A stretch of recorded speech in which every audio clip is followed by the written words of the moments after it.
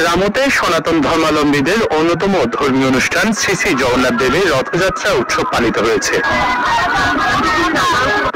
7 জুলাই রামু সার্বজনীন কেন্দ্রীয় কালী মন্দির থেকে জগন্নাথ, বলদেব ও সুভদ্রাকে বহনকারী রথ শ্রী শ্রী রামকূট তীর্থধাম মন্দিরের দিকে রওনা দেন।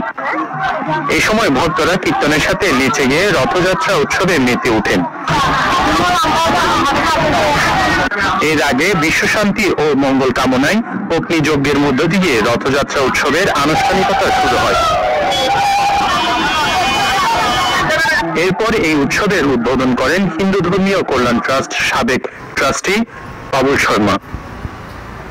রামু রথযাত্রার উদযাপন পরিষদের সভাপতি সজল চৌধুরীর সভাপতিত্বে অনুষ্ঠিত আলোচনা সভাতে মুঠোফোনে প্রধান অতিথির বক্তব্য রাখেন জাতীয় সংসদের হুইপ সাইমন সরোয়ার কমল। প্রধান বক্তার বক্তব্য রাখেন রামু সার্বজনীন কেন্দ্রীয় কালী মন্দির পরিচালনা পরিষদের সভাপতি রতন মল্লিক।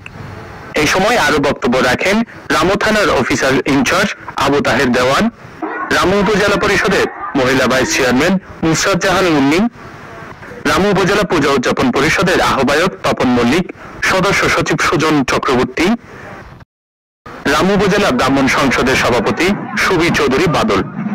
15 জুলাই উল্টো রথযাত্রার মধ্য দিয়ে শেষ হবে 9 দিন ব্যাপী রথযাত্রা উৎসবের।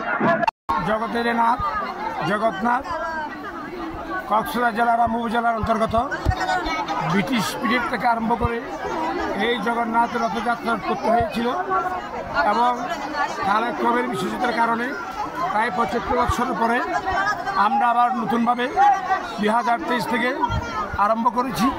2 বছর আমি সভাপতির দায়িত্ব পালন করছি এবং এই জগন্নাথের রথযাত্রা যে ভক্তবৃন্দু সমাবেত হয়েছে রামু চমনি কেন্দ্রীয় কালী মন্দির থেকে আরম্ভ করে রামকোট তীর্থধাম এসে আমরা উপনীত হয়েছি।